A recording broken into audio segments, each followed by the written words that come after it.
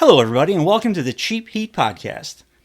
I'm your host, Billy Sullivan. My co-host, the always ever so dapper and handsome, strapping Dave Alinovich, my hetero pro wrestling life mate. I'll take it. Yeah. I'll take it. You goddamn right you will. And today is our first ever official Cheap Heat podcast.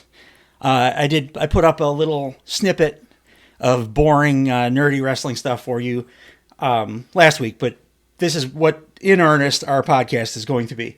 Going forward, Dave and I talking just general North American major TV pro wrestling. WWE, AEW. We probably will occasionally dip our toes into, indie stuff, but it's going to be the big beats, the big stories, and getting our takes on those things and the directions of the companies in general, and hopefully in an entertaining way for you. And I promise you that we did not decide to do a podcast just this week because it happens to be the biggest goddamn news week in the history of pro wrestling. We had planned to do this, for quite a while, and it just happened to come together in this week with the Vince stuff and then the Rock stuff. So it's good luck, I suppose. But that's where we'll start today. I think I want to kick off with the Vince stuff because I want to keep that relatively brief because it's so fucking dark. And I prepared a little Ever prepared statement. David Letterman style top 10 list for you for this, but I just we'll get to that momentarily. But I just want to ask you, how widespread do you think the knowledge of what creepy old buttfucker was doing? As a wrestling fan, having been on the message boards and shit since the mid '90s or whatever we were, there was all the stories and stuff about Vince and what he had done, but it was just rumor, innuendo. I want to know what you think, in the building. How many people there? Are we going to lose more people from TV, or you think it was confined to just Vinny and his little lackey? I can't believe Johnny Ace is the three-way guy. I can't believe Johnny Ace has sex, let alone three-ways with fecal nonsense. Sorry, go ahead. Oh, you're fine. What did Vince do? Oh God, no. I can't imagine anyone new to the degree. I want this to be the biggest bit of nonsense that's ever existed in the world. It's the most fictional bad guy thing you can write into a television show. Vince as a bad guy on TV, this makes him the worst bad guy. 100%. This is Joffrey level shit. Yeah, absolutely. Right? It's beyond what I could have imagined or written. No, so I can't imagine it would have gotten by just the accountants or the guys who go get coffee for Vince. It's Vince is just up to, Vince stuff again. Yeah. So I think they kept it relatively quiet. I think what's going to be interesting, since all these guys have podcasts, Bruce has a podcast. Yeah. Bruce Pritchard and Jim Ross. I heard Dutch Mantel already talking about some stuff. Totally. And guys who don't like Vince and have been fired. You have what's Hugh Morris? What was his name? Bill DeMott. People he was a kind of a serial rapist kind of guy too, I believe. But if you've been wronged by the company, disgruntled, now is your time to shine, right? 100%. So the reason I wonder about whether he kept it as quiet as you would think he would keep that kind of thing is the text message. Crime. Yeah, that part, yeah, that too. But the if he's texting Brock, whatever, dick pics or poop pics or whatever the fuck it turns out. I really hope Brock was not involved in the actual physical act, because adding that shaved silverback gorilla to the mix of any physical assault makes things about 100 times worse. Right. Not to make light of it, but yeah, what else are you going to do? But if he's texting Brock, to look cool, he had to be talking to people, and like, if anybody in the building knows, I think it gets around. And then the other thing, I don't want this to be the case, but I have a bad feeling that for a couple of reasons. One being this, and another being what we'll talk about in a little bit, the Rock stuff.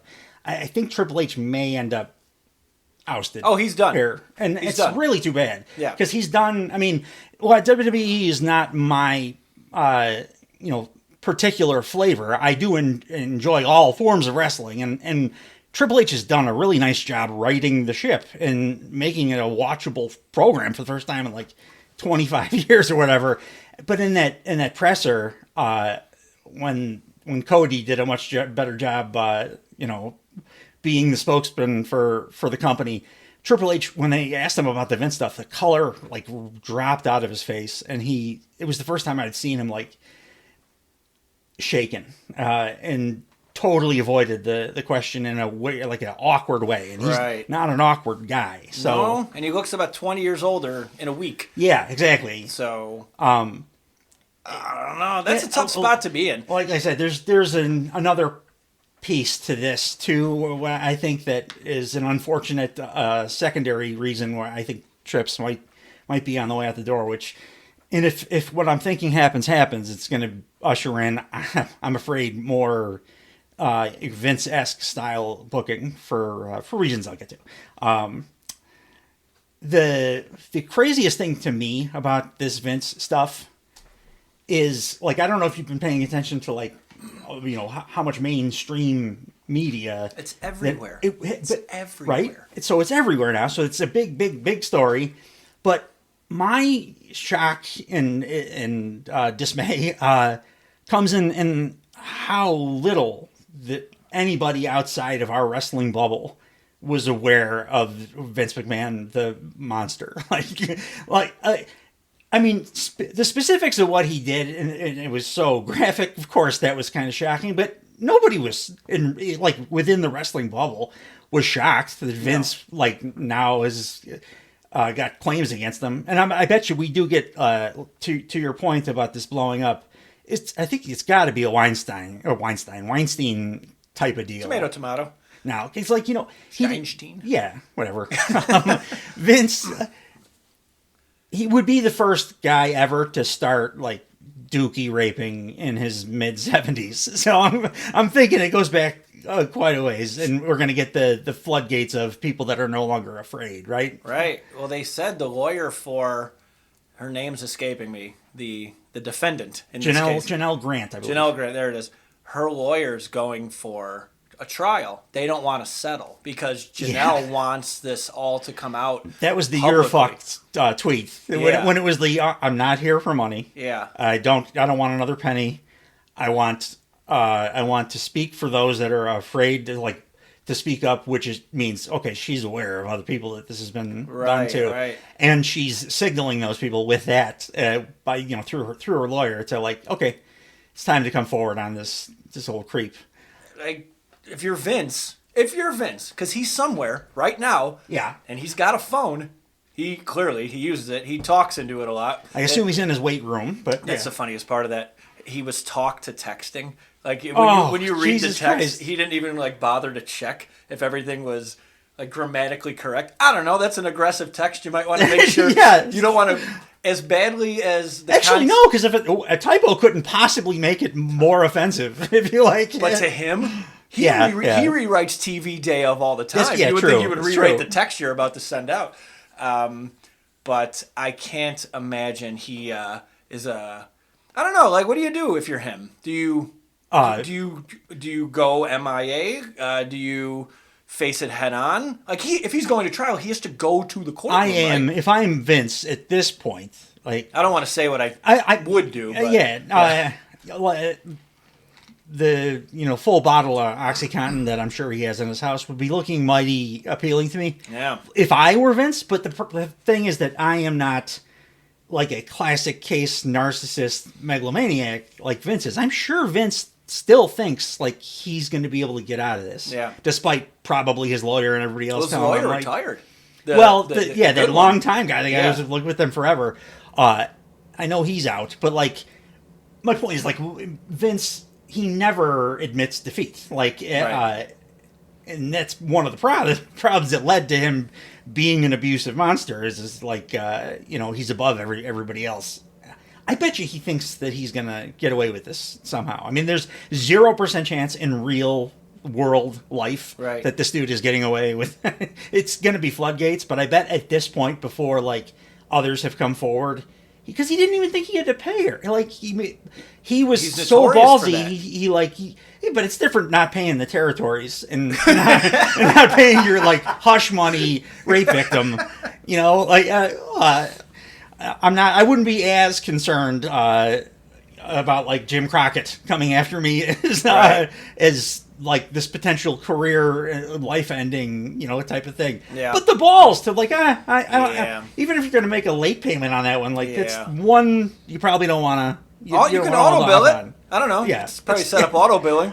Make sure that your Or entire just family's a not destroyed. Lump sum it. Jesus Christ, Yeah. Vince. I mean, I don't want to be giving him positive advice, but of course nobody's going to be in that situation ever again, I'm sure, with him. You know what's wild though? There's going to be apologists for it. Like there's people absolutely. who are like, they'll talk about Chris Benoit and they're like, he's technically one of the greatest wrestlers of all time. He should be in the Hall of Fame. And those guys are going to show up at the trial. Those are going to be the guys that are going to try to get stuff signed to throw on eBay. Absolutely. That's the only silver lining in this for me is the deluded, hyper mega wrestling fans that are going to see it as the fans an that Sasha opportunity. Banks sees everybody as. Yeah. Like that. 100%. They're going to be in the courtroom, and some guy's going to play No Chance in Hell on his phone. Oh God. Yeah. Can we get a televised court situation here? They could put it on the network. What is the? Oh man, no, the network. They closed Oh, it. right, they got rid of it. Yeah, it'd have to be Peacock. Do they have? Is Peacock like C-SPAN too? Why not? They could do that. But to a point I was making earlier is the thing that I find craziest about the mainstream media, all reporting it with such shock, like such amazement that this billionaire that runs a company was doing these things. Like this is the first that anybody had ever heard of it. It's like the Weinstein thing. Like yeah. And even with that, they were like they said, there were some rumors or whatever. But in truth, like the wrestling fan community is knowing the guy's No one was surprised. completely insane and abusive. Like Yeah. he's talked about it. His mother raped him, and he was doing some stuff. Yeah. So the extent of it threw me a little bit, but the fact that he did it. I can't. Johnny Ace. Jesus Christ. What is he? He's Daniel Bryan's father-in-law?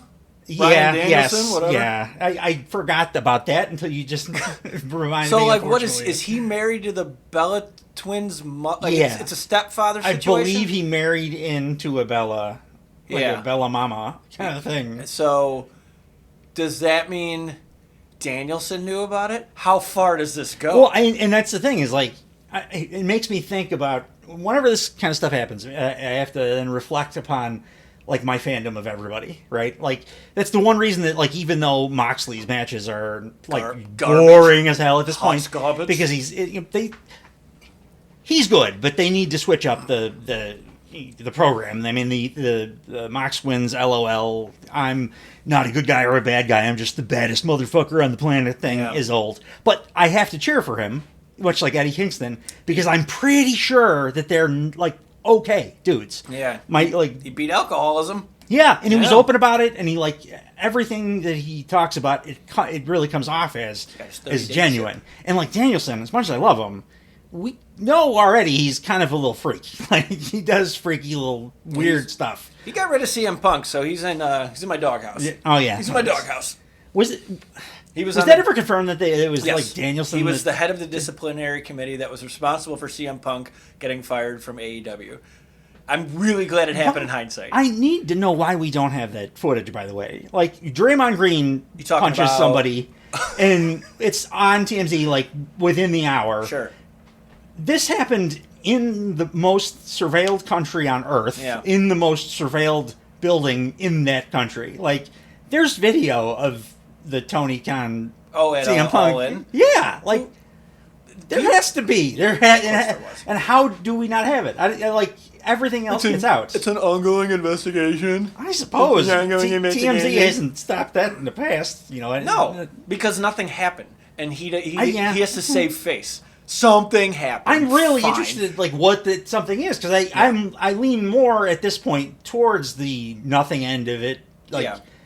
I think that the fear for my life thing was probably It's a little much. a little heavy-handed. A guy Being that's that he didn't. he never had a hardship in his entire life, and a guy with tattoos mean mugged him at his. I at his wonder big show. if he just did the shoulder shrug, To be fair, he coming at might you, have coming at you. lunched at him or put a hand on him. That's or, what I'm thinking maybe happened. But his life was never in jeopardy. It just wasn't. No, of course it wasn't. Samoa Joe was right there, for Christ's sake. Like, he's not going to let anything happen. That's when he came back after the match, right? Or was it before the match? He lunged at Tony Khan. I can't remember. It's been a while. It was after. After he walks back through the curtain, if you remember, there's at least one security guard flanking him. Yeah. So there were big dudes back there, and to your point, Samoa Joe. And yeah, Joe just was tweeting about Yeah. he, of course, Joe being the coolest dude in the room, it was just like it was a little scuffle. We took care of it, no big deal. And if everybody would have behaved that way, things would have been fine. I think. I'm glad it happened because I'm glad he's not there anymore because he's much better fit for where he's at now. I agree. I was bitter at first, as a you were bitter at first. Ruined my month. I ruined my entire month of June. Even when he came back to WWE, he got that crazy pop. I still felt some bitterness in my heart. Yeah. But watching it now, and he's doing kind of the script that he did with AEW, with his this is home, but it's great. It's CM Punk, so it's great. And you're right. He is a better fit for the WWE program. He lifts the quality of the shows immeasurably when he's on it, because he actually speaks naturalistically instead of doing the each and every one of you WWE kind of bullshit. It's the same reason that for the a 3-year period, all I would ever do is go watch the clips of Kevin Owens, and because he was the only other guy that was doing that. And when Punk is on WWE, he makes the program so much more interesting. I hope he can stay healthy, but I also think that his ego and the power that he's inevitably going to wield in a smaller company would have torn AEW completely apart if he would have stayed there. And I love it so much that I just don't want to see it. I need my nerdy wrestling thing I don't care if it never gets any bigger than 1 million people. Don't worry, it won't. Probably not. But just maintain that. Get your TV deal. It'll be worth a lot. There's TV value there. It's a different company. 100%. But I feel like they're on the upswing. Yeah. It's going to take 6-8 months before people get that feeling back, because that's how wrestling turns. I'm hoping that WWE with the Vince stuff and then the later stuff, the on-screen stuff, isn't making that turn in the other direction, because I was thinking that their golden era here would last at least through 41, Mania 41. It's just the last couple days really feels like that might be all this a benchmark that we look back at. It's a big week. Yeah, it's a big week. Oh, and to that, the Vince thing. So I want to do. I digress. Dildo Jones here. So, not to make light again of the specific situation or the victim involved, but the fact that the piece of information came out about Vince McMahon using dildos that he had named after different superstars is objectively one of the funniest things that's ever happened. So I think we're pretty safe talking about that part of it just on its own, specifically in a matter of a humorous context, because it's wonderful. So what I did, Dave, is you prepared? Is your Letterman list? I didn't really prepare much, but one of the few things I did prepare for this show is and I'm going to date myself right now, but I did a David Letterman style top 10 list. Top 10. Very good. It's better than mine. I don't think Maybe at some point you'll catch me doing my Stone Cold impersonation, but that is as far as I am willing to go. Letterman's on point. Yeah, It's not bad. Letterman's good. It's the Norm Macdonald impression of David Letterman. Oh, that's even better. That's yeah. now that I can hear it now. It's perfect. It's super. Just be nasally and just have a nice time. So this is my top 10 dildo names that I think Vince McMahon implemented in naming his myriad dildi. How do you think he stores them? Do you think he has like a cabinet where they're all vertically standing, where they have like name tags? I think. Like, how does he distinguish between them? Well, I'm assuming that the name, and this it kind of goes along with the top 10. Or anything, but... No, it's okay. I'm assuming that the names probably correlate in one way or another. Sure. With the size and shade and the yaw, whatever. Yeah. The Y and X of it all. I'm thinking sex dungeon, like looks like a wall, opens to dildi, various whipping implements. I would imagine he's got to be the S&M stuff too. If you're pooping on somebody, I'm thinking you're probably smacking them around too at the very least. Tracks. But this is the 10 dildo names that I personally came up with. I think these are probably dildo names that Vince did in fact use over the course of his years as a monster and Predator. So the number 10 was Shinsuke Kakamura. I figured that might be on the not necessarily smaller end, but not one of the biggest ones. Yeah. Not to stereotype, but compared to some of the other ones on this list, I think that's probably like the starter dildo, the Shinsuke Kakamura. Sure. Number 9 was Schlong Strowman. And that's a leap. Remember, this is 10 and 9, so I know they're not great. Yeah, it's fine though. I was trying to just do anything that was not a pun on just cock or dick, because it's real easy to do those. And brawn was the closest thing to schlong that I could come up with, and I think that Schlong Strowman just sounds kind of funny. I'm proud of the next one though. Just the cock has got to be right. The most electrifying dildo and I hope not. Sports entertainment today. I hope not. That's the Mounties one too. Angelo Dawkins. I think just because he looks. You think he made one after Angelo Dawkins? I think that Angelo Dawkins strikes me as the kind of guy that is packing heat. And I think that influenced Vince into, he sees him in the shower and says, okay, I need a plaster mold of that to use on whatever unsuspecting victim. And then the Calkins thing just fits with the name. Sure. Vince is not very imaginative. No. So I think that's probably what he would have gone with, is just as Angelo Calkins. I've probably an N-word in there somewhere too, with being Vince. He's got to be. He said it on TV actually, once. Yeah, he's got to be. I imagine he throws that word around willy nilly, like within Titan Towers. He Saba Simba'd Tony Atlas, for Christ's sake. Yeah. Behind closed, locked, crime-filled room doors. Yeah, exactly. Yeah. With Johnny Ace. Yeah. Fucking Johnny Ace. Ugh. So the next one, this had to exist because it's just so obvious. And because we know that there's some actual involvement here, but Cock Lesnar, it's an easy one. It's a layup. All right, the next few are I'm a little bit more proud of. I stretched my creative legs a little bit more with the following. Booker D. That's good. I enjoy it. And again, if Book is not packing heat, then I will eat my hat.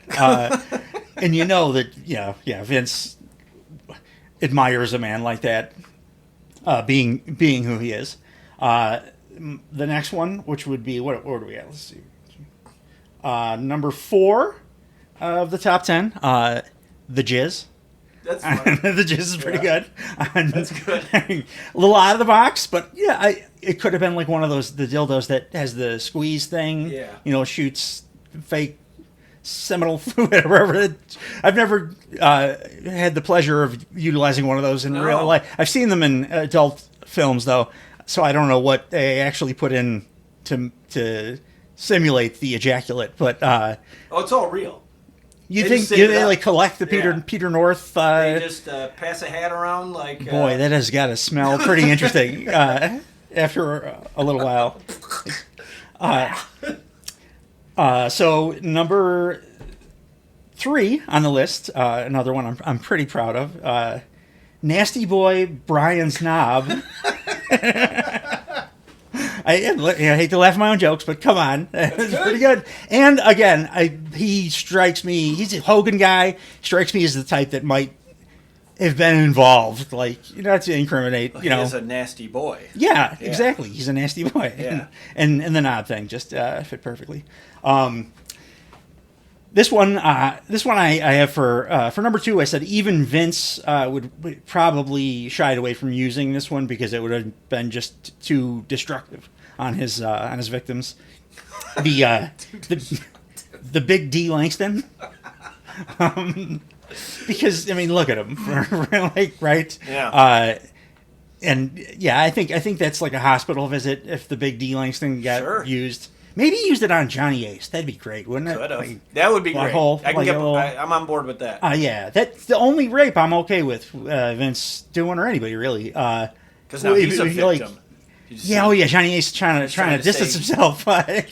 Sorry, dude. I was actually victimized by Vince McMahon too. Yeah.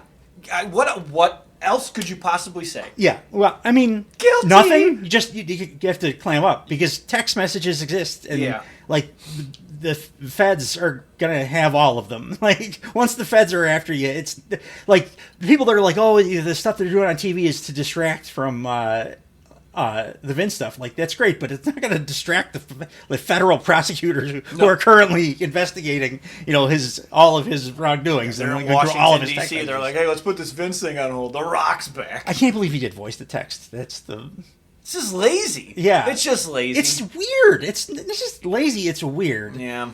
Like I do voice to text occasionally if I'm driving. I shouldn't be texting at all, but like it's never accurate. He's never driving anywhere. No. Like.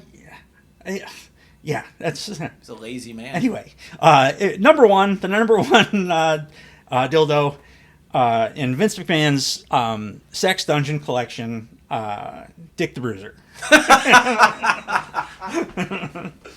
Thought that was fairly obvious, but perfect.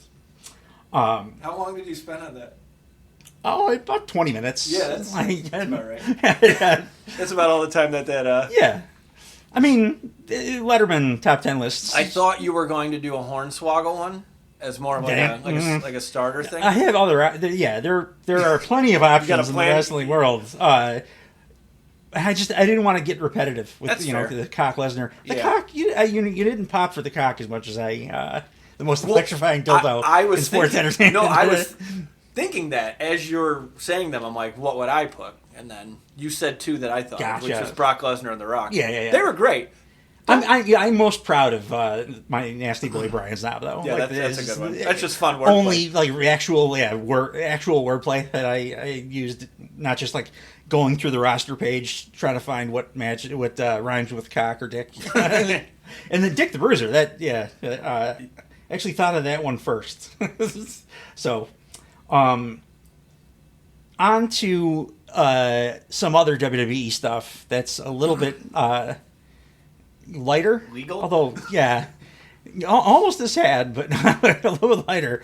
I'm not going to... If you're listening to this podcast, you're aware of what happened with The Rock, Cody Rhodes, upcoming WrestleMania, and the most recent edition of SmackDown. So we don't have to reiterate. I don't think, right? Nope. Yes. It's all out there. So we can't talk about it. We can talk about it how from the perspective of just everybody knows, like what everybody knows, what is out there. I mean, so the thing that is killing me. I mean, and Meltzer's been back and forth on this. Like one thing than another. And usually he's wishy-washy, but like it's insane. It's every tweet, it's a completely different story. It was spur of the moment, and then no, it's been in the works for forever. His last one was he said the plan was January 2nd. That's how far back it went. That The Rock was going to challenge Roman, and Cody was not going to be it. A couple things about that. If that is the case, what were they planning on doing with CM Punk? He was still not hurt. That's right. Yeah, like if your plan's in early January, Punk is in your plans. Mm-hmm. And are they doing Cody Punk like for not a title? I don't know. I mean, that's a great feud. I'd love to see it, but like, it's meaningless. It's at their biggest show of the year. Yeah, absolutely. After you've been building one guy for the last 3 years now. And I'm more of a Cody guy. Even back in AEW, like I argue with my AEW fandom friends that just hated the corniness of it, and I would argue always that he knows what he's doing. He knows that by refusing to acknowledge his heelishness, it's like he's getting the tweener heat. And I really felt like it was a genius move doing what he did in AEW, and I feel a little vindicated by his just absolute wild success in WWE. Like, the dude is John Cena. Look at the numbers, the attendance when he's on shows, and like his quarter hours and stuff. He's the most over guy there is in the company. Right. And it's Cody for Cody. He's Homelander. Homelander. Like, you've done a great job, if nothing else, building and protecting this dude.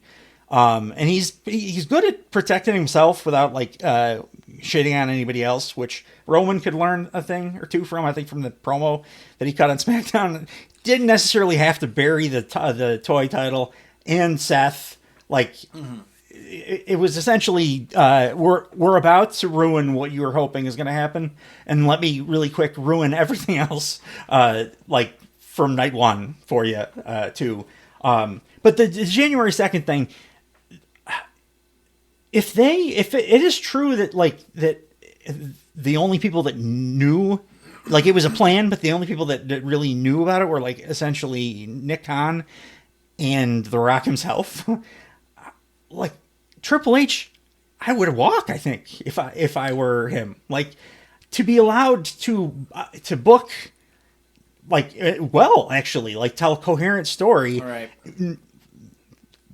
Knowing full well what your Mania main event is going to be, and behind your back this whole time, your boss and your new boss, former rival, megalomaniac, and increasingly desperate seeming, Dwayne. Oh, it's bad. I have this plan to hijack it and throw your plans off. That's a lot of work. But that's what he does. If you look at the last few things he's done, go back to Black Adam. When this feud should have happened, him and The Rock and Roman Reigns, should have happened last year. That was the logical place to insert that. Because I the thought they bloodline tried. was still relative, but he was doing the Black Adam thing. Yeah. He was still trying to inject himself in the DC universe, and once that shit the bed completely, he's like, oh, I guess I'll go over here now. He is a valueless hack. It does. It feels that way. More and more, the more he does stuff, the more he's failing. He's the XFL now. Oh, it's a little bit better than it used to be. But it was nothing. So anything better than nothing is better, by comparison. Sure, yeah. So now he's like, oh, I'll go back to the WWE and just put myself right back in, and no one's happy. Nobody's happy. No. I don't get why they elected to bring him in. Under what value proposition is he going to bring to the company? It's the most popular it's ever been. He's not going to add. I mean, the stuff out there is casual eyeballs. TKO thinks that, like you said, That's it is capped. It's like Cody got you there, and it is it. And Roman got him there. Go with essentially all of them. Cody and the roster's great, but Triple H, really. I mean, Vince not being around really is what. So one, like you put but it great. One Megalomaniac out, one in. Yeah, they were there. They were so close. They had it. Yeah. And now we got another guy that's okay, now I'm going to be the boss because my film career is not going right the direction that I wanted it to. And then like the other piece of it that some people are talking about a little bit. I've heard on a couple of podcasts that people mention, and then especially I've heard like former wrestlers talking about this. There's no way in hell Dwayne "The Rock" Johnson, as currently physically constructed, can work a 2-minute match. He got winded like shit talking Jinder Mahal a few weeks ago. Right. But he did not hinder him. I know he didn't. No, cannot, will not. Jinder gets a bad rap, man. He cuts promos like AI wrote him. He does. He's terrible. He's terrible. He's a real bad. He's terrible, but he speaker. also gets a bad rap. Like, he's a fine low mid card fodder guy. He has the coolest entrance Titantron, like when the whole floor burns as he's walking out. I always thought that was a waste. I noticed they started doing like custom Titan Trons again because the Otis that's not Otis, the guy that is Otis but just like a different skin, a different video game skin. Oh, the big fat guy? The same guy. He's shaped exactly like the guy Otis. that eliminated himself from the Royal Rumble? Yes, like him. Jumping real high, he's real small? He was Bronson Reed? Yes, Bronson Reed, Yeah. thank you. He has like a his own like custom knocking over buildings Titantron. I'm like, oh, that's nice. Now we need to start making music that's identifiable for each particular wrestler, because like currently there's about 5 songs that I can recognize as anybody, and then everybody else that like comes out in the Rumble is just like generic rock tune. Songs. Just buy them. You have bajillions of dollars. Right. Like, maybe they will going forward. Who knows? With Vince completely out of the picture now, and they step in the right direction with the Titantrons. But like, The Rock is going to like very seriously injure himself, which is fine. It's fine, but it's not gonna be like a funny thing. I don't think. I think it's gonna be night 2 of Mania. Yeah, and he's gonna blow both his quads or whatever, like a Vince thing. I mean, the guy's probably close to 300 pounds. Right. I don't think he has worked any cardio of any kind. Mm-hmm. In about 15 years, he was like blown up immediately when he wrestled the 2 matches against Cena, and that was like 12 and 11 years ago. Right. And he's way bigger now. Like and 10 years older. 11 according years older, to exactly. According to the reports that I've seen, his expectation is to work a full main event style match. So that's got to be like a minimum of 12 minutes, 15. Mm-hmm. Like usually Roman matches are about 20. Like if they're doing a classic Roman match, and minus the entrance. And is Megalomaniac Rock gonna want to go over? Is he gonna want to be the champ? Yes. So we're gonna have a champ who can't run the ropes. I read that The Rock, part of his TKO deal was to main event WrestleMania, and then he has been pushing hard to win at WrestleMania, which would turn off. So this is the real conundrum here. As a wrestling fan, I want nothing less than what's happening right now. This is the worst case scenario. The only silver lining is CM Punk is hurt right now. Yeah, in absolutely. any other context, I would say this is bad, but I would be miserable if I saw this guy be a part of this 100%. Again in some way. He's gone. But the other side of it is, okay, so it's a creative side, which is what I just said, or it's a money side. It's a business after all. They're, like you just said, they're capped. How do we get more eyeballs on this product? We bring in The Rock. So if you're like trying to make a ton of money, they're making the right call. Well, but I think they're making the right call if you're doing The Rock in Saudi or something. I don't think The Rock is not bringing more eyes to WrestleMania. I don't think that I could be wrong. Yeah, but like everybody's watching WWE anyway. That's like, the only thing I could think of, short of Conor McGregor doing a run-in. Sure, like how else are you going to get more eyeballs on your product? But that's you've done it. You've lining. Gotten there, and I know that Nikon, TO, they don't care about like the sanctity of this, but like. You got there the right way. Yeah. Like, and me personally, as a more of an AEW guy, but like I have gotten Triple H has done a good enough job that like I'm back to watching at least truncated versions of Raw and SmackDown. I will watch lots of parts of those shows, which really for a long time I completely stopped watching. It's brutal altogether. It's brutal. And to do this now, I'm like, it brings me back to all those pay-per-views that like actually your brother and I would watch together, and then whose ever house we were at, like the other guy would inevitably leave with the same like is that it disappointed like look on our face, the look that Cody You're talking had. about the last like 10 years or so? Last 20 years. 100%, yeah. That this Rock thing and then the follow up or lack thereof, it's giving me those vibes, and I'm really worried that and more so if they do oust Triple H, whether it be due to the Vince stuff or they just because The Rock is in charge now. It sounds like The Rock has brought in Brian Gerwitz, who was there. Yeah, I saw that too. I bet you he wants his boy to be like the showrunner, to be the. He's writing all of his segments, and like he wrote. And he wrote all of his stuff back in the Attitude Era. Yeah, but he also wrote a lot of like stuff that wasn't The Rock, that was like not as good as Triple H, the most recent Triple H stuff. Right, he wrote a pretty good book. Brian Gewirtz. Is it Gerwitz or Gewirtz? He actually says that in the book. He's like, I don't know how people mispronounce this all the time. I've said Gewirtz, but it's that guy. Very easily could be wrong. Good. I didn't. I think I may have downloaded the audiobook and not gotten through the entire. Not because I didn't enjoy it, but I listened to the entire thing. But I did read a ton of snippets because they were all over like the dirt sheets and stuff when that book dropped. Yeah, that was really good. But I don't want him taking over for Triple H. No, we don't need him back. It's like Vince Russo coming back. And I'm afraid. I'm afraid for Trips. He's got bigger fish to fry. I won't feel bad for him because I think he probably son-in-law on top of being in the office next to Vince and Titan Which Towers. Is wild since he's like he doesn't drink, he doesn't smoke. He was like a notorious like fall guy, like hey, pick us up from the bar when we're drunk kind of guy, and now like he's got. He did really love dick jokes though. Well, who doesn't? Back in the show me a fellow who doesn't. I'll show you a liar. No one as much as DX, the Triple H Shawn Michaels iteration of DX. Particularly when they did their comeback. Oh, like in 06 or whatever? It was just dick jokes. Yeah. So like, I wouldn't be shocked if Triple H knew, and then if he gets the boot because of that, good riddance, whatever. Yeah, under the jail. I just have enjoyed having a WWE product that I could pay a little bit of attention to and enjoy from time to time because I do like. WWE just does a better job of the spectacle. It's better production. Yeah, it's the TV production's not even by a close. country mile. Yeah, absolutely.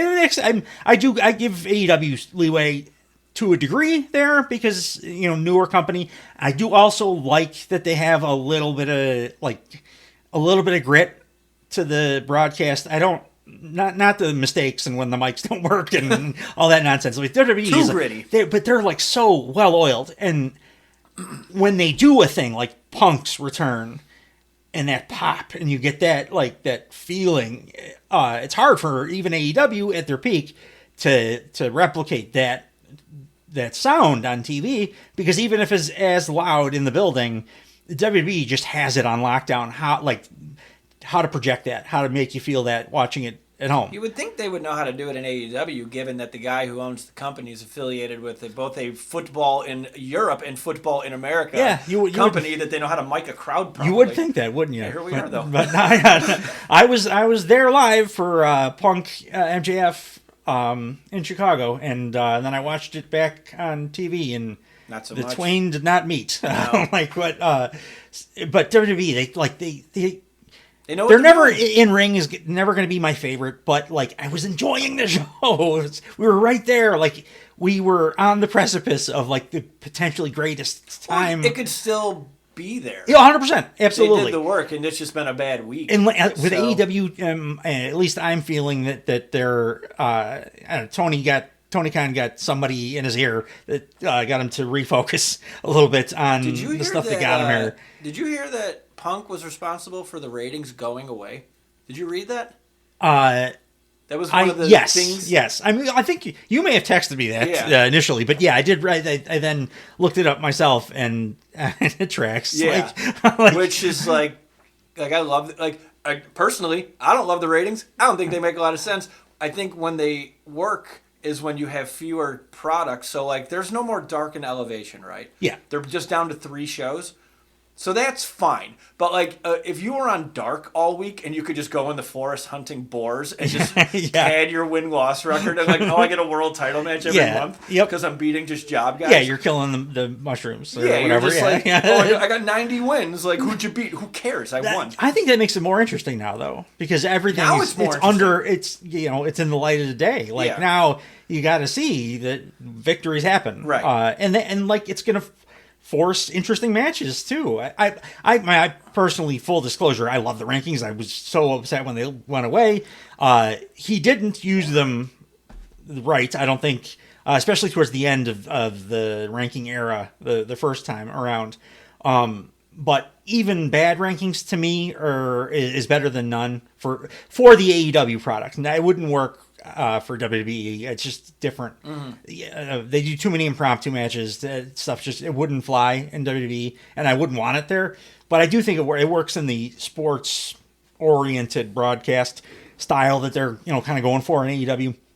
And I don't ever want them to go as sports heavy as like NJPW is the real freakazoid message board people like, oh, that's the best broadcast. And I'm like, yeah, it kind of just looks like low rent to me because it is so like sports broadcasty. It's pro wrestling, man. Like we're pro wrestling fans. We like glittery robes and pyro and like damn right we awesome like robes. Entrance music and grown men doing scissors singles together. 100%. And new and it's all of it. So I don't need it to be exactly like UFC or whatever like NJPW is. But WWE they were on such a great path, and AEW finally, I had to admit to myself that 2023, after being an apologist for most of what happened, and I always will stand by the in-ring, and AEW is always going to be there because those guys and ladies are awesome, and matchmaking, it was all fine, but like the booking was garbage in 2023, and I feel like they were, this year, I know it's only been a month, but the tide feels like it's turning back in the right direction. So if we could have had at the same time like the Cody still going over at his WrestleMania 40, which is the 40, 30, 20, it's the underdog guy standing at the end. 10? Always 10, yeah. Like that alongside my favorite wrestling company, like writing a ship that I was getting a little worried they were never going to write because I didn't know if the owner recognized the problems that were there. And now it's clear to me that he recognized, he's acknowledging them, and things are at least on the upswing. I don't know. I mean, who knows if it'll ever get back, and it won't get back to like when Punk was there, because Punk is Punk, he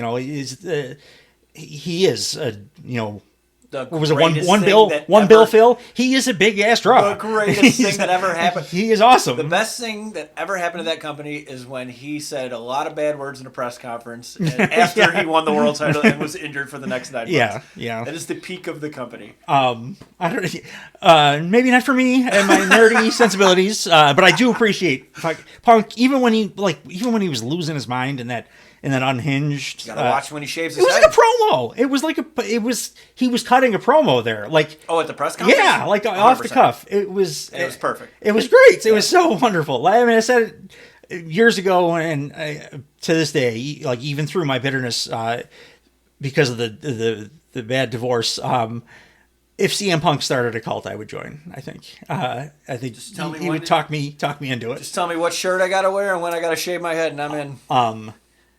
As far as other stuff going on in WWE, there was one thing that I did want to bring up because, like, story-wise, because it's something that I've wanted to see for a long time, and it looks like they're doing it now. And then they just did, they WWE'd it to the point where I was like, come on. Is Bayley. Seems like Bayley is getting her babyface, like, push, her time to shine as a face on the main roster, which amazingly hasn't happened yet. I've talked about many times. My favorite women's match of all time is the Brooklyn Takeover Sasha very good. Bailey. This first wrestling match I showed to my daughter. I get kind of weepy watching it because Because Sasha lost. it was no, I'm not one of those guys. Because here I love Bailey just as much. Sure, right. But the reaction that they were getting, it was the first time in front of a Western crowd that I'd seen really the crowd give a shit about a women's match. I mean, Japan is a different story, but before that, it was real. It was dark. Even It's tough being a lady. people look at the Trish Stratus era. Oh, she was a legend. Go back and watch those matches. It's pin drop territory. All of them. And Bailey and Sasha, that really ushered in a new. I hate to use the cliche, but a new era for women's wrestling. Right. And ever since Bailey has been up on the main roster, they've done the Karen thing, heel stuff, and then damage Guitarl, and haven't really. None of it's clicked great. People still want to cheer for her every time she's overseas in England. They still do the Bailey, "Won't you be my girl?" chants. People want her. Yeah. Boy, I hope the Osprey chant thing comes over. Not to. I digress. No, you're itching. I know. Osprey Jones. Your boy's on the way. But anyway, the way that they got to the Bailey kind of face turn is so they have had Io Shirai and Asuka talking behind Bailey's back, but not really behind her back, with her present, but they're speaking Japanese. So doing that for weeks. Kind of letting audience know, okay, we don't know what they're saying, but it's clear that they are kind of plotting against her or talking in some negative way about we're going to somehow turn on Bailey.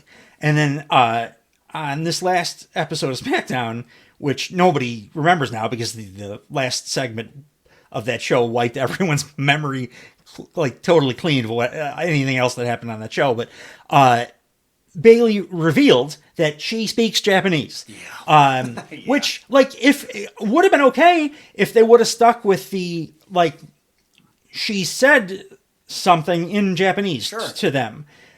That's where it ends. But because they're WWE and because WWE thinks that their fans are morons, and they're not, but the company thinks that they are, she then had to say, yeah, that was Japanese. I speak Japanese.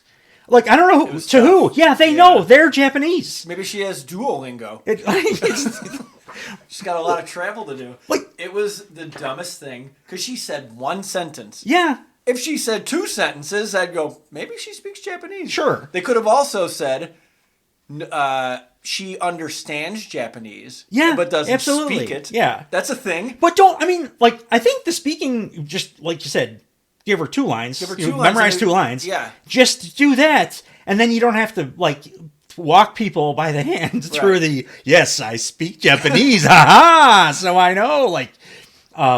But I'm just in general, I'm happy that Bailey's probably going to finally get her face run. She'll win. She's, yeah, I think so. I mean, I do all the other the horsewomen had, gotten their flowers, really. Yeah. Bailey kind of carried them during that pandemic nonsense. You think she'll come back out as Hugger? I hope so. Prepubescent Bailey? I don't. Well, maybe maybe I sound like a creep if I get too much into it. But the little kid aesthetic that she had I like the floppy car lot guys that she had and wacky waving inflatable arm tube man. Yes, exactly. Precisely. Proud of myself. Those things and the hugging and all that. Yeah, I'm fine. I want to see that on the main roster. Maybe I'm wrong, and maybe it was just a niche NXT thing. It only worked because of that crowd and whatever small intimate. I don't think so though. I think that she could get over as a white meat babyface. There's on the big berries stage to think about here. People yeah. love nostalgia. My own. Yeah. I just told you my favorite women's match of all time. I know that's not the best women's match. Right. I think I just watched a better women's match on Collision between Tarina Deeb and Queen Amidala, or whatever her name is, the new lady. Darth Vader's wife. Wrestling has come, yeah. Yes. She looks a little like Vader too, but the women's wrestling has come so far that just those essentially throwaway matches are better than that the Bayley Sasha match was technically, but still my favorite. It's always going to be my favorite women's match because of the feeling that it carried. Those takeover crowds were just so damn good. Oh, they were unbelievable. They were 4-match shows, and every match was built perfectly. There was a string. Everyone had the Triple H Terminator entrances on those shows, and I don't know if they don't do it anymore. I don't watch NXT anymore.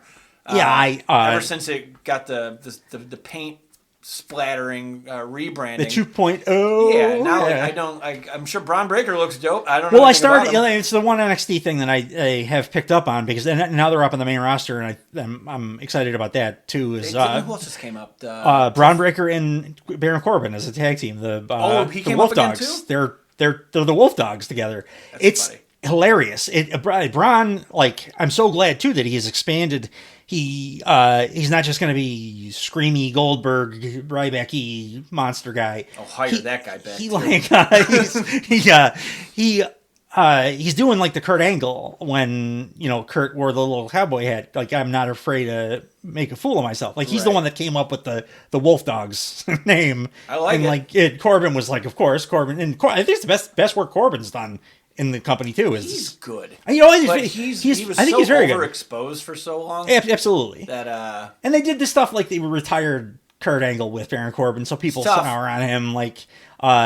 He came in kind of weird because the NXT faithful were more the hardcore work rate people, and he was a ex-football guy. I think that hurt him, but I agree with you. He's been good ever since he came into the business. Right. He used to beat people. The crowd would start counting.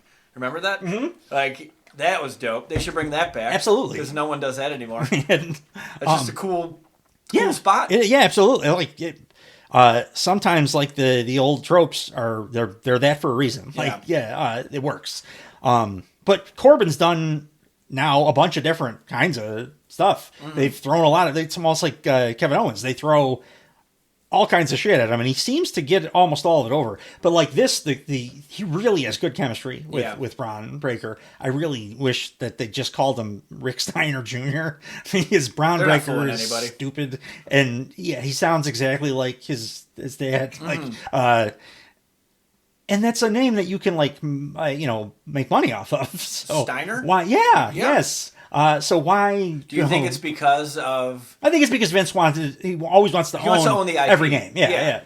But I don't think the political rantings of his father helped sway that decision at all. Yeah. It's you don't have to be that direct about it's Rick Steiner's son. Yeah. Member of the Steiner family. Member of the Steiner family. That's all you got to say. It is funny that Rick ended up being the more problematic after Big Bad Booty Daddy era. That Rick ended up being the more problematic of the two. That was an upset. I gotta say, no one had that on their bingo card. No. Of course, I didn't have Vince doing dookie rape on my bingo card either. So you can't ever be. It's so preposterous. Shocked. If it's like a Mad Lib of crimes. That Yes. It's Vince is going to fill in the blank with filthy crime. Which is awful, yeah. And a 13-year-old came up with it. He's going to poo on someone's head. And I still maintain that the worst thing about all of it is that Johnny Ace was involved in there, or that Johnny Ace has been physically intimate in any way with anyone ever. Sure. Because he's just the worst. Well, actually, I mean. He is the worst, I guess. I always used to say that, but now that I know, the stuff he did, it matches what my expectation of him was. He gave us the RKO, so we got to think of for something. So do you think that The Rock expected any of the backlash that's happened? Good question. And he we'll get through it, we'll just push through it. Or is he such an egomaniac that he was okay, all you got to do is play the if you smell, and people are going to be on board no matter what has been going on. That feels like Hogan logic right there. It does, but what do you think? Oh, I don't know.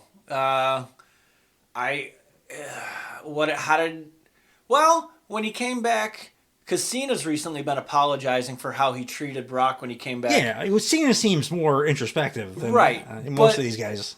But again, that's how long ago, and The Rock did this to Punk 10 years ago. Yeah. And he hasn't.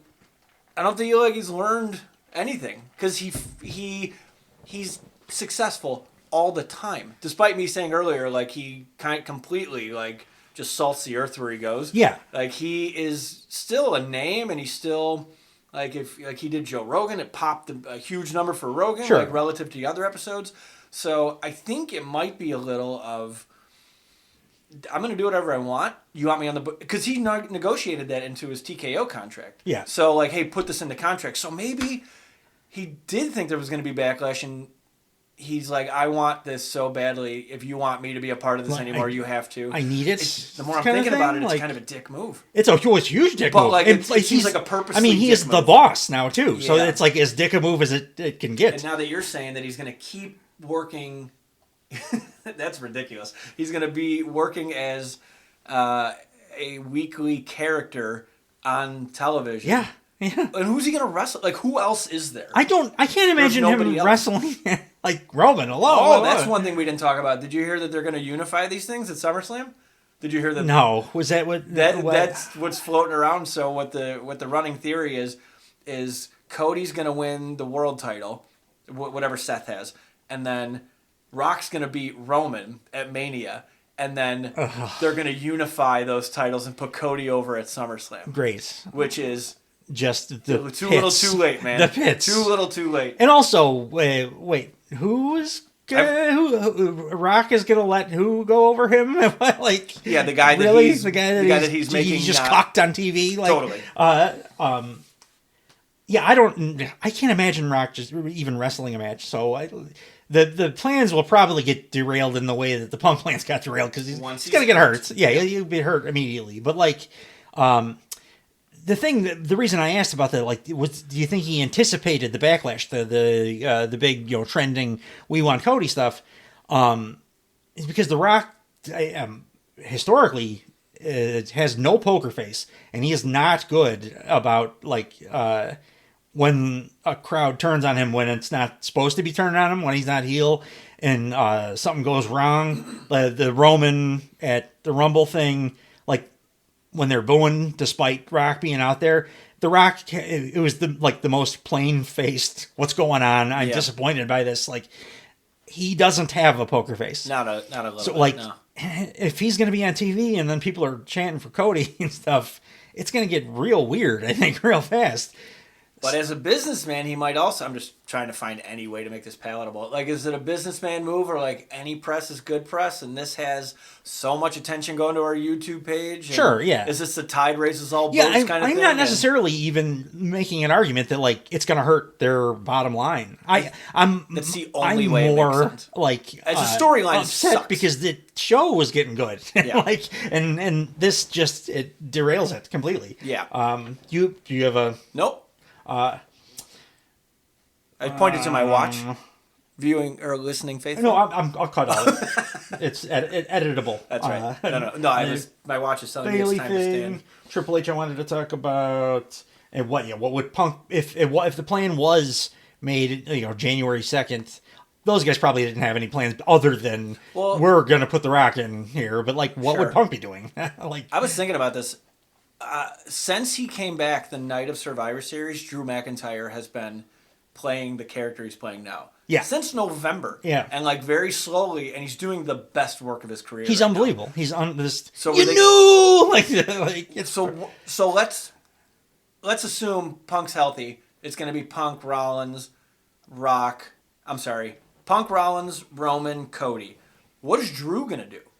Where was he at there? Yeah. Was that going to be a triple threat? Because he's the only other big guy on that show. Under contract is the other question. Why would he leave? Why would he leave? Money. Yeah, I guess. That's it. Are the contracts that much bigger?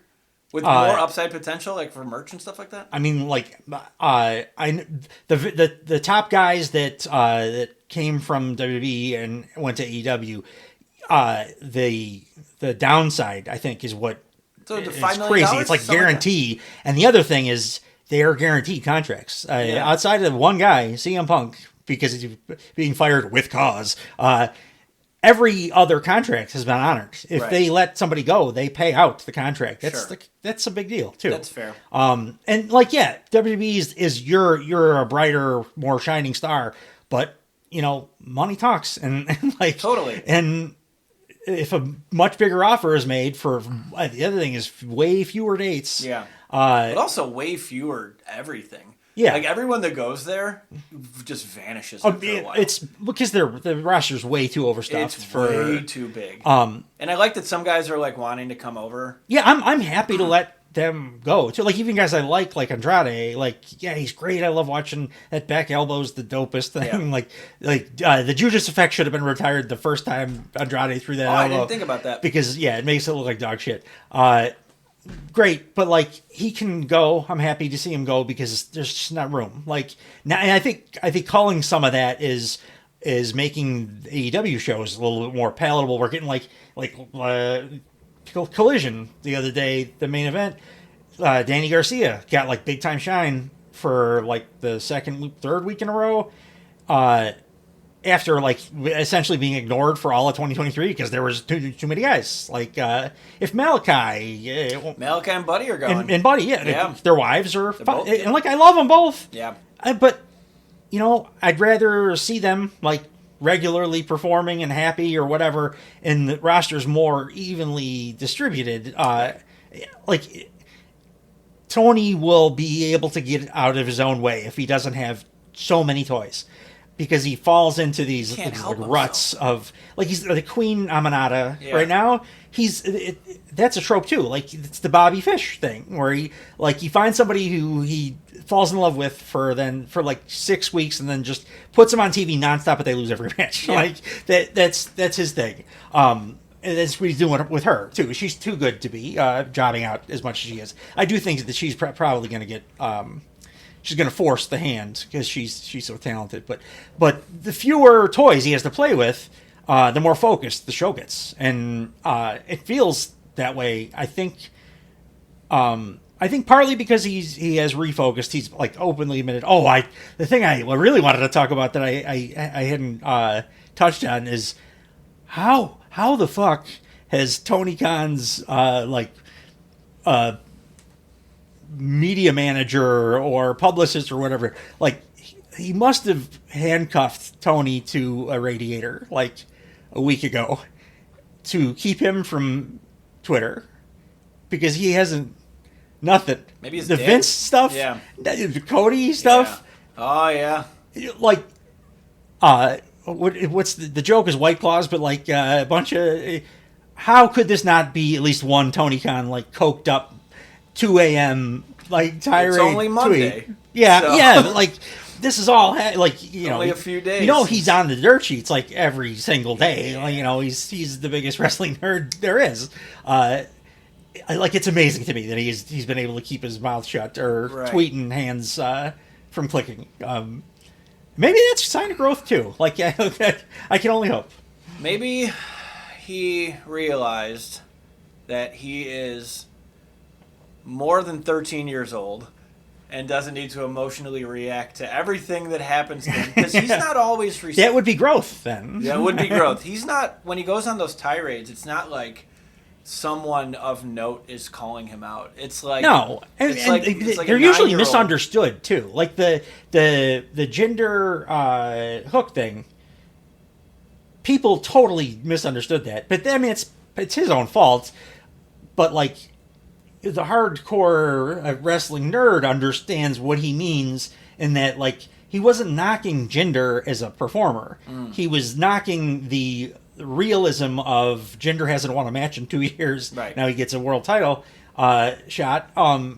Whereas in my company, we try to make it as believable. you need to have the record there with the rankings are going to Yeah. do that even better. But like in general, they do try to make it so if you get a title shot, it's close to reasonable. And everybody took it as like as Tony's saying Hook's the greatest and Ginger sucks and became a big war, but it was not really it.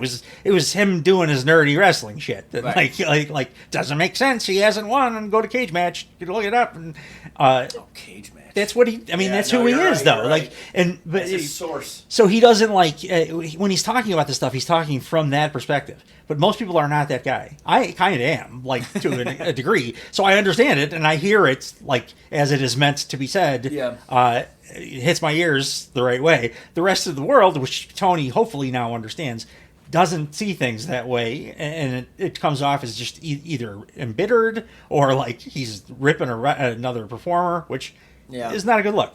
So, like, also, talking about your competition constantly makes you look so insecure. Absolutely, and clearly positions you as number 2. And I don't mind. I don't mind them being brought up, like in a neutral way or even a positive way, like because they're so ubiquitous. WWE, I mean.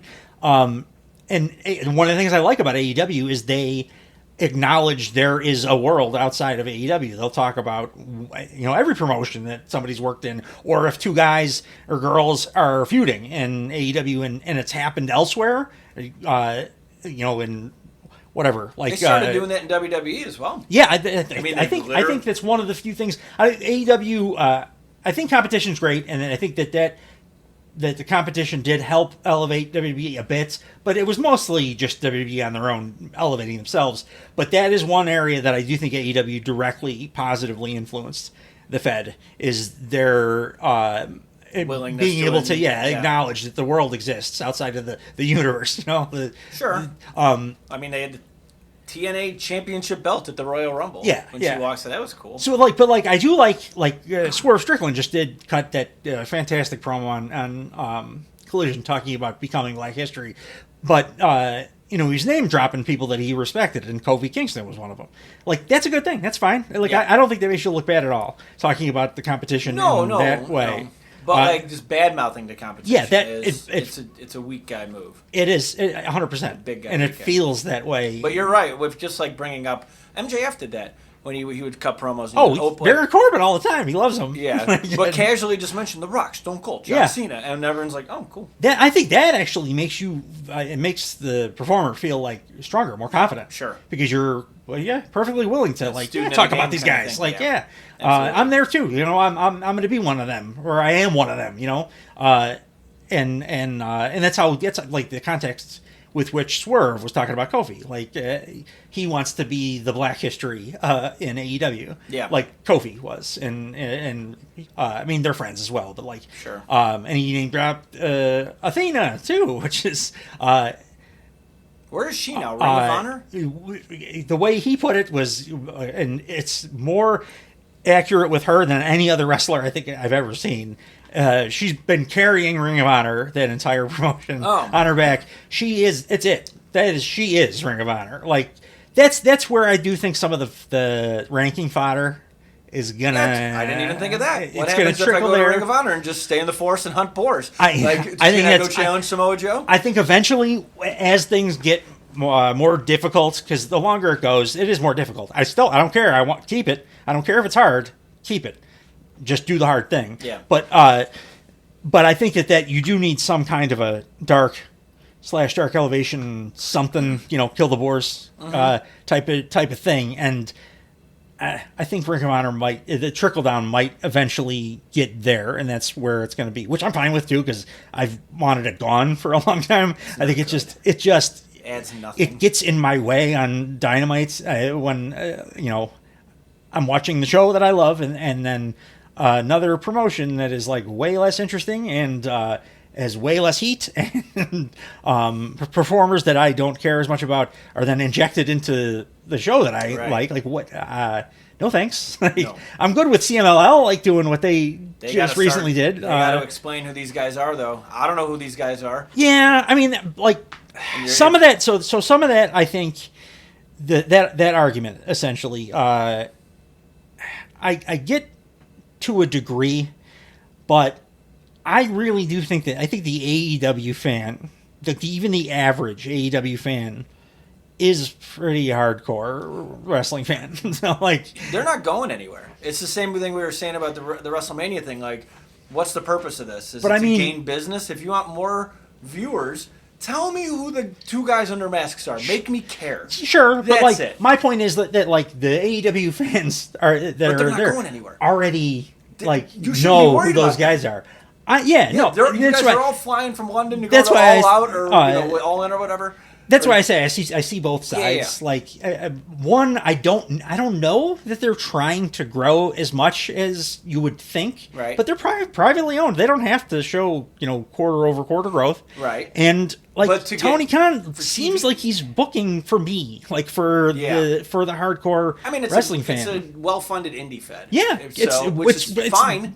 It's the greatest thing that's ever happened. Yeah. It's like I get to see what 2005 Ring of Honor would have looked like if a billionaire bought it. It's awesome. But then don't be surprised when no one gives you TV rights. Yeah, because you're losing people because they don't know what the hell's going on. Wrestling is worth money. If NWA is getting dollars, then I expect the AEW the TV deal to be it's going to be substantial. I would love to watch that show. I have no idea what the hell's going on most of the time though. Like the matches AEW anything. Like I was telling you, I don't like the Young Bucks. Got the pleasure of being at All Out, putting a nice middle finger to Matt Jackson, and he looked right at me. It's one of my crowning moments. And you got to give the Bucks, they are the best ever at taking the thing, whatever it is, they've done it like 5 times now, the thing that people just can't stand about them and bitch about the most, and they turn that into their lean into, like, the thing that they're going to, their new gimmick is that thing. They got to do a little bit more with the new gimmick, because they're getting like one segment a show. That is a give me 3 top of the show, end the show with me, and then maybe 2 more in the middle. And then, but again, I think that's if they want to be powerful. We need to thin the herd a little bit more, because again, I think that there's only so much TV time. There should be a dozen guys on that roster. And I would honestly, I would rather see everybody got some MJF fatigue at the end there of the run, but like for most of that run, he had 3 segments, and I was happy every one of those segments he was on TV. He was all they had. He's the most interesting person they had. Swerve wasn't ready yet. Hangman still sucked. Exactly. And Hangman never sucked. Stuck real bad or other for a while. Maybe he doesn't sell action figures. No, what a weird flex that was. Emotion either. Come on! Have you watched? I like his mustache. Did you watch Texas? Have you noticed my? I'm going. My wife hates the idea of just mustache, so I'm doing the Hangman. I cut the rest of my beard down, let the mustache grow a little bit more. So I'm doing the Hangman because he's a very good-looking man. On top of being just a wonderful professional wrestler. Yeah, and a big crybaby when he wants to be. But he made Swerve. I'll give him that. Like he's responsible for Swerve being Swerve too. He's the greatest thing on that show right now. Swerve is incredible. Well, he was there, and I think, but that match put him over. I was almost positive that they were heading towards a triple threat. Oh. At Revolution, and now because of the Swerve promo that he cut on Collision, I think Swerve's going over Hangman, and it's just going to be pretty much babyface Swerve, because he started his face turn on Collision versus Samoa Joe, and he deserves that, especially if they're going to do the lineage that I expect of, like, Joe to Swerve then probably to Ospreay and Wembley, right? Yeah. Like that seems like the logical thing to do. The only thing that makes sense. Swerve deserves his one-on-one victory for the title then, and it's not like Joe is unwilling to eat a pin, right. Like the guy, he's a worker, he'll work, yeah, big boy. It's unbelievable carries it well, how he's carried it. I had to lose weight because my knees and back, and I'm the same age as that dude. And I don't wrestle a zillion times a week he did for forever. Very good. It's really wild that WWE never knew what to do with Joe. Like, that dude he is just. You can make another top. Roll the ball out there like they used to say about the Golden State Warriors. It's like, how do you mess that up? Right. But he's confident enough in himself that he'll eat the pen. So do that. I think do the one-on-one. I think they're gonna, and And I think it's the right move. Because Sure. Swerve is like he's right there. He's good. He's on the verge of that, he's super over already, but he's on the verge of like the MJF all of a sudden, is a thing. Yeah. Like he's a thing. He's not just the guy that you're watching the show for, because you're enjoying the come up, which has been great. It's fun, but it's different. There's a difference between that, enjoying the come up, and a thing, like being a thing. Mm-hmm. And I think Swerve is about to be a thing. So I'd give him his one-on-one flowers. And it was kind of awkward trying to cut the babyface promo, because he was like, yeah, man, I've done some sociopathic stuff in like the last couple weeks, but now I don't want any interference from Prince Nana. So I'm a babyface. Nobody's gonna give a shit, because they were already cheering for him. Right. Like when he was doing stuff that like trying to kill Dustin Rhodes or kidnap Hangman Page's baby. Like people were like, we don't give a shit. He's too cool. Yeah. Yay. We're like, Hangman was getting boos when his name was brought up on Collision. It was the first time I've heard that happen since Hanger. Sucks. He sucks at ever having bad matches, because he has nothing but like 4-star plus matches. Yeah. The man is fantastic in the ring. It's good. And he has the best buckshot lariat in all of wrestling. Logan Paul, thank you very much. In that company. I do really want the best buckshot lariat that doesn't tear every ligament in your knee. Logan Paul does the best one. He just has a it was the most impactful, but then he just rotates better. His knee exploded because you just put some prime on that and you're back in the game, baby. He had a tough time responding to like the think on your feet promo that Kevin Owens got on him. I noticed the prime thing. Sure. He told Owens, you're fat and you stink or whatever, and Owens is like, oh yeah, I just took a bath in prime. And he had, like, for the first time since he's been on TV, I think Logan Paul was like, no, but you're the one with you idiot. Like, he couldn't really recover. Sure. I mean, he's Owens. I love him. I need my Punk Owens, and I need Punk Logan Paul. Like, before Punk implodes or whatever happens. Like, those are the two. Sure. Those are the two on my personal list. Like, everybody's Punk Roman, but, like, for me, Punk Owens, because it's like two of my 3 or 4 favorite wrestlers of all time, and they both are great at the talking and talking off the cuff, too, like the making quick joke remarks. Like, there's not too many people in wrestling that can do that. Right. Big Bill can, by the way. Who knew? Yeah, like who knew that he was the better mouthpiece of that group? Like, and didn't it turn out that Enzo didn't do this stuff? So bring him back. Like, not as a wrestler. He can't wrestle at all. But, like... He was the... Did you ever hear... I'm sure you have, that where they had to kill time at the end of... what show was it? Whatever the show was. What show were all the cruiserweights on at one point? When Enzo was champion? I want to say the Cruiserweight Classic. But it was the thing that was born of the Cruiserweight Classic. It's escaping me.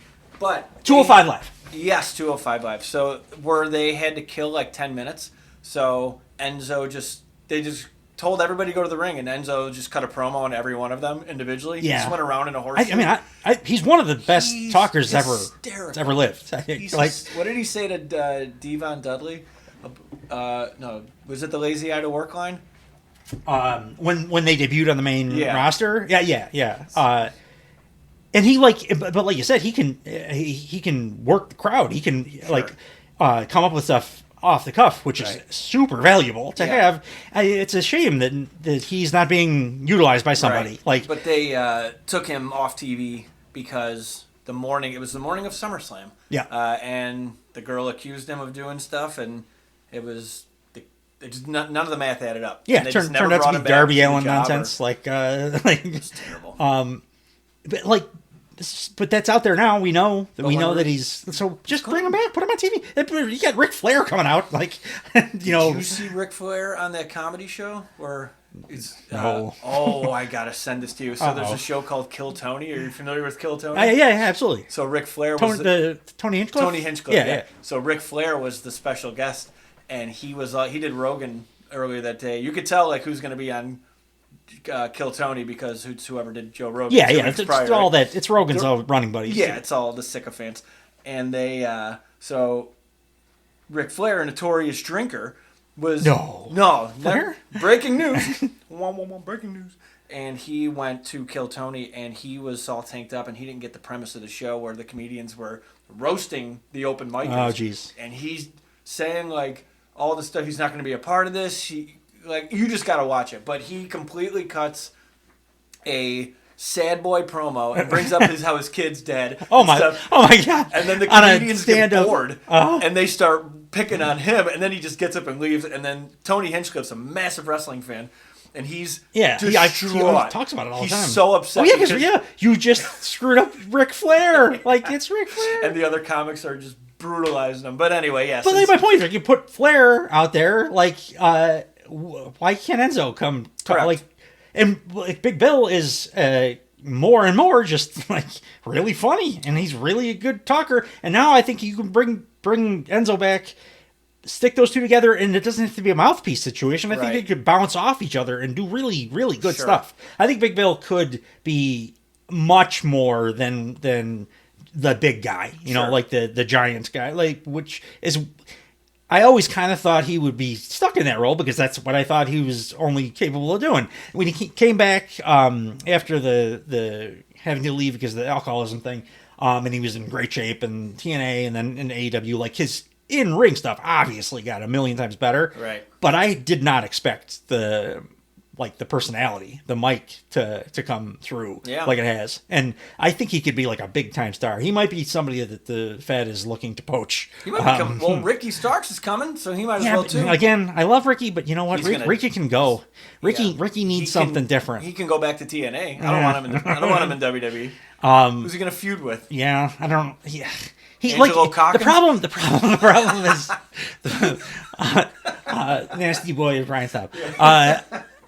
The problem is he has his highs are so high. Like he'll cut a promo or have a match like the strap match with Danielson. Of course, Danielson, was great. But like he'll have these moments that you're like, oh yeah, I see it. Yeah. He's got it in him. Like to do. But then the next 3 promos he flubs lines, or like he'll have a sequence in a match with a guy that he should have good chemistry with, that he like it gets a little weird and awkward in the middle of it. Like Powerhouse Hobbs worked with forever.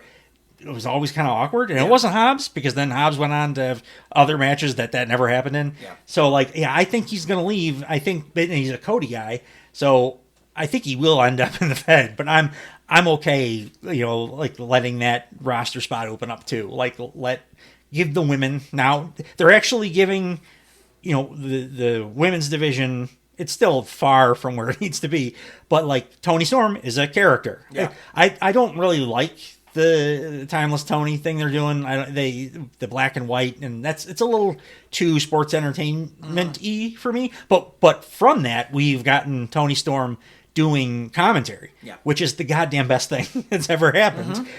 I don't know. I want to know why. Why do you think? Because I have a theory as to why she can get away with saying stuff like punch you in the box or twist your lips or... what did she say? She was going to when she was sitting with Deonna Purrazzo on the stage, she said she's got to go to get a Nuru massage. Yeah, exactly. It's illegal in America. 100%. Yeah. She says shit like that every week. And like, my theory is people think, oh, she's Australian, and you know how they say cunt a lot in Scotland and Australia, like, oh, that's just the way they talk, so I guess it's okay for Tony Storm. Because I feel like if anybody else came out and was talking about punching somebody in the box, like, it'd be cut from TV for 6 months or something. I don't know. I mean, I'm glad to have it. But, it's fun. It's different. But that there are characters in the women's division I really like that Serena Deeb's back too. Oh yeah, she's the best. Massive fan of her. She's the best. She's very good. She's very Bret Hartish. in all the best ways. Yeah. And I like the Deonna Purrazzo. That's my little nerd heart is gonna sing when that match happens, because I want to see that. I believe they call it grapple fuck. And the purveyors of grapple fuck are gonna love that one. Might want to trademark that. I'm one of them. No, that's not mine. That's an old school. Oh, like okay. it's a term for the real internet freakazoid. Like Bryan Danielson is the mecca of wrestling people. Like Sure. that. That's grapple fuck. I see. I see. But I like that the women were getting some more airtime in, and my point I was getting to with the Ricky Starks thing and the cutting trimming fat is that we could potentially give the women 2 matches on Dynamite for the first time since Jade Cargill left, because when she was there, they would do the Jade squash and then the women's match. Yeah. And if Jade wasn't the other match, there was no other match. And now there's just only one match ever on Dynamite. But they are starting to give them segments and letting them have character. They got Stokely now, my boy, Big Stoke, who I love. I would give him a show to run. I think he's one of the funniest people in wrestling. But, like, he's attached now to, like, Willow and Statlander. And they have like a whole character thing going. That, like, in the past, Tony Khan, like, a little incel-y in this way, it really felt like, like he wrote his card out every Wednesday and was like, shit, the women, what do I go to my Excel spreadsheet and just find 2 to stick together. And he still does that to an extent. Like Red Velvet just had a match out of nowhere on Collision. So that means that she's gonna. Well, it's because when he does that, it's one of his things. Yeah. Like Red Velvet shows up out of nowhere. That means that she's gonna wrestle and lose an eliminator to Toni Storm, like on Dynamite next week. Is that what they just call a match when you face the champion, and if you beat the champion, then you get a title shot at? That's what I thought it was for like most of the time that I have been watching AEW. But there is a further stipulation that makes it make way more sense. Have much higher stakes and more interesting. And the reason that it's called an eliminator, which always I thought was stupid because you're not eliminating. Right. If you win, you move to the top of the line as far as like contenders. Oh, it's the ranking thing? Well, not just the ranking thing. If you win, you move to the top of the line, so you get your shots if you can win the match. Right. If you lose, you can never challenge that person for the title in that title reign. You think they would have explained that a little bit more? Yeah. You know when they did? The Adam Cole MJF match. Like 3.5 years into them doing eliminator matches, Tony Schiavone decided to tell me what an eliminator match was. And I was like, oh, well, those would have all been much more interesting to me if I had known that piece of information. Like, we like steak. Yeah. Like, that's kind of important. Yeah. You're the like one thing your company is yourself. The one thing your company is missing. Yeah. A reason for me to give a shit. You're doing the thing. You're just not telling us. You're just not telling us what's going on. That's back to the production, part of it. But again, I'm happy with the moves that they're making, the non-moves that they're making. Let trim some of the fat. Not even that the talent isn't great, because it is, but just there's too much of it, and he's letting some of them kind of go be on their way, and I think that's opened up time for like people like Danny Garcia, but also for like the women's division in general, to give them a little bit of character development for the first time in the history of the company, outside of when they used to let Britt like be funny. They give her her back. Yeah. Why was she not the devil? The most charismatic. Absolutely, she 100%. She devil. Now she would be like, what could possibly be worse than like you're this big scary stable, and the boss guy who is the one that's supposed to have like his eyes on the world title is cutting all his promos from a chair, right? And like pale faced and super skinny because he can't work out. Like yeah. he like it's bad. Have her doing that. Like everybody knows they're married, so like have her speaking for him. Right. She's an incredible talker. She's very funny. Like, and she's been gone for a long time. and she's been gone. Yeah, exactly. It was the right move. So it would have been the move. Like, and it would have made sense too. Like the only other thing that would have made sense besides Cole would have been her because it fits the Cole thing. Also, bring in Maria Kanellis while you're at it. Yeah, absolutely. Like it's all right there. Yeah, and they went with the worst possible angle they could. And now they have nothing to do because the guy that they went after the whole time now is taking his much deserved big break. Right. Like so now it feels totally aimless. That's honestly like I'm enjoying all through January and I've enjoyed to a great degree like Dynamite's and Collision and even Rampage, but that's the one thing that it's flat as hell is that they're not winning Kingdom anything. stuff. Because what are they feuding? Like, how do you feud with anybody when your whole thing was aimed at this one dude with good reason? But that dude is not there anymore. Right. Like, and then now they got.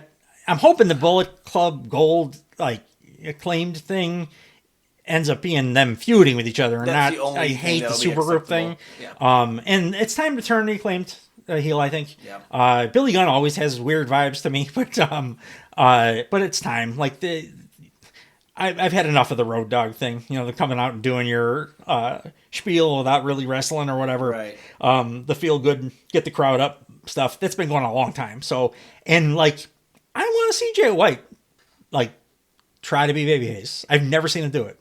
Might as well. And he's so incredibly talented. I think like Austin Gunn already. He's got to stop doing that.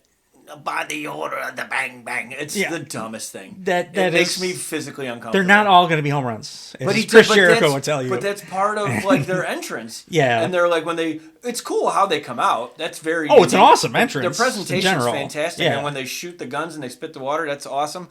It's amazing that you have a wife and I have women that are interested in your No, but when he says that by the order, I'm like, one, why are you talking like that? Two, what is the order? Yeah. You're just out here. It's just really dumb stuff like that. It is. Like. But no, that's the problem with like, when a wrestling thing, when somebody takes a swing and it doesn't go right, it's always real bad. Right. Like it's cringy. It's cringy like to the point that the crowd shots of Judas when they're the troglodytes that they choose to show to represent us, the wrestling fans. Sure. And, please, just somebody else. Anybody. Please. They should find anyone who's attractive and just like put an Apple tag on them or something so they 100%. know where they're at in the crowd. They if there's ever an attractive woman, she's on the whole show. She is on the whole, this is their favorite thing, which with good reason. I don't want to see the neckbeards anyway. But anyway, the upcoming Dynamite again looks like a pay-per-view card. A pay-per-view quality show. Absolutely. Yeah. The only problem is that Chris Jericho is on it, and fighting Takeshita. I hope it's a squash. It should be really right. I mean, Takeshita should brutalize murder him. Yeah. He's great, and Jericho already got killed by Will Hobbs. Like, why? That should have been it. Yeah. I think. I mean, like, there's the allegation, non-allegation stuff, but I'm not even talking about that. Like, Jericho just needs to be done. Yeah. He needs to go away. Maybe he can come back. And in the past, he's been real clever about when it was time and like knowing when it's time to walk away and make the heart grow fonder kind of thing. I think MJF has that too, is what he's shown.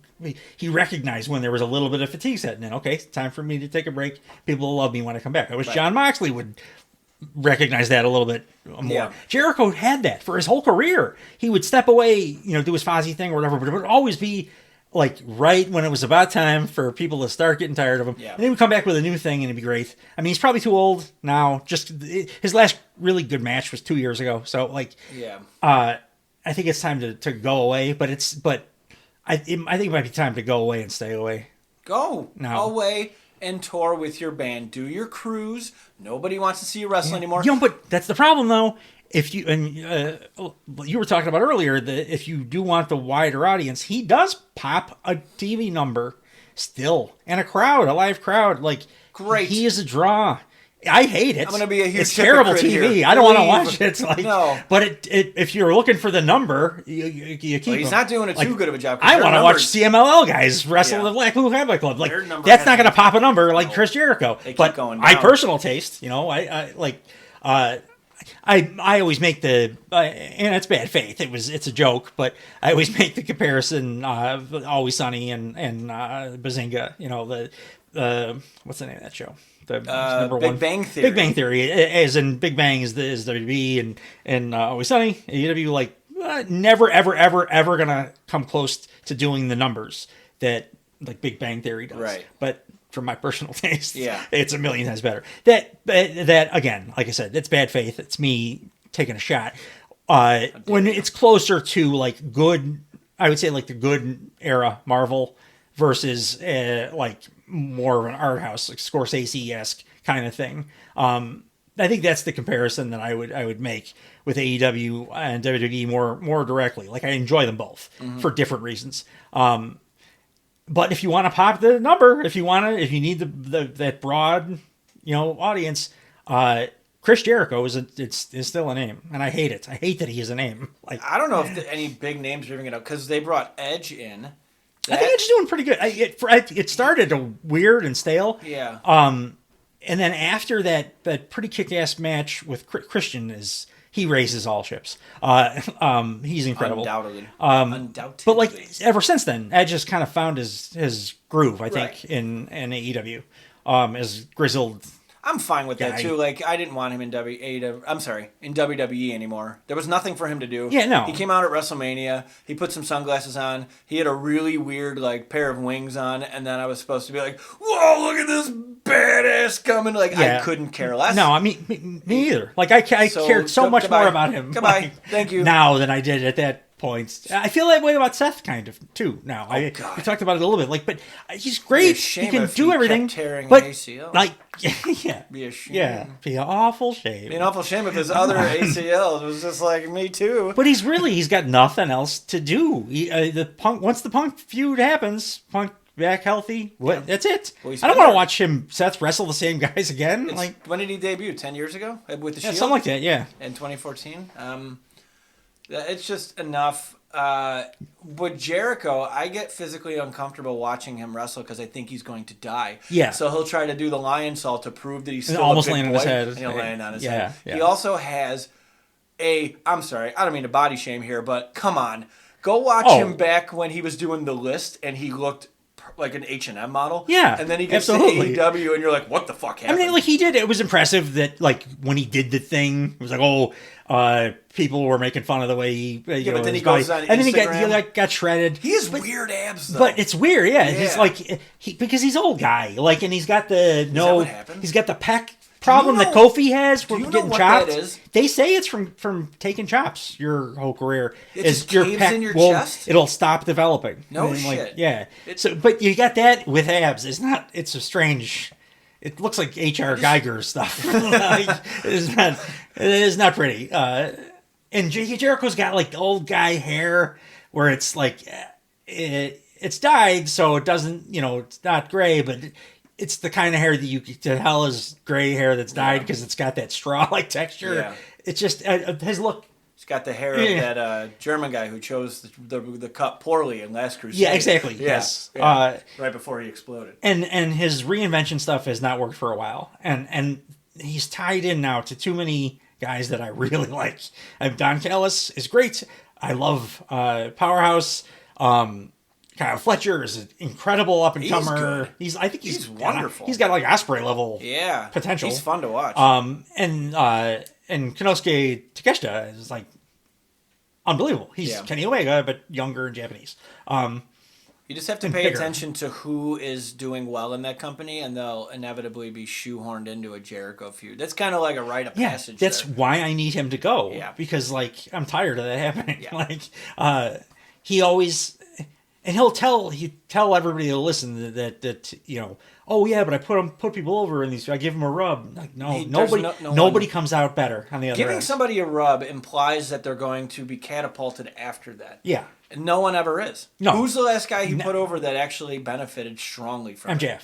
And it was 3 years ago. And that was when they did all the singing and Yeah, stuff. yeah. So 3 years ago. It's been 3 years Go of away. him doing that. Go away. And that's again MJF, who probably was going to get there on his own, regardless. That just happened to be the first big thing, Yeah. And MJF had the Cody thing too, which well, they had that back when factions. I give the Cody rub more credence. 100%. Well, Sammy Guevara got it for a hot second, and then they paired him with Jericho. Yeah. And then he was toast again. The anti-rub. Ugh. The dry rub, maybe? Like ribs. I'm very, but don't want this to go on forever, our first episode. But two-parter. I am looking forward to the Dynamite tonight, or this week, rather. Swerve, and I know you are not the biggest Hangman guy. I'm coming around because of that mustache. The mustache? The mustache is turning me. He drank blood, man, in the ring. He drank blood. That's why he's growing the mustache. It's dope. Yeah. It's a dope thing. I know wrestling is art, and I'm like, I'm the highbrow, at its highest form, it's high art, it's performance art, but also I get like, when a dude drinks another man's blood. It's very visceral. On live television. Yeah. I'm not above bloodlust. I would like to see them going back to a little bit more color, actually. They've stopped the bleeding quite as much. And I like me some blood in a wrestling match. If it makes sense. Yeah, sure. But I like it. Yeah.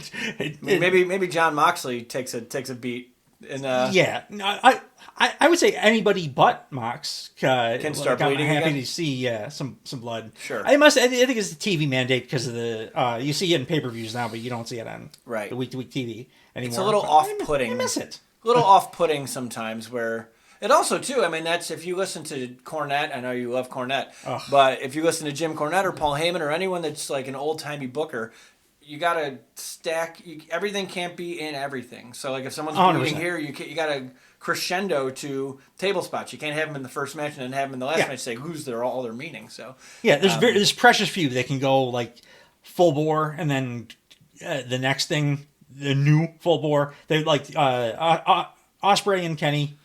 I think they did that when in Japan, and then like kicked it up somehow. Yeah, but that's those two. Like they're unicorns. Right. Those are two very different matches. Yeah, yeah, absolutely.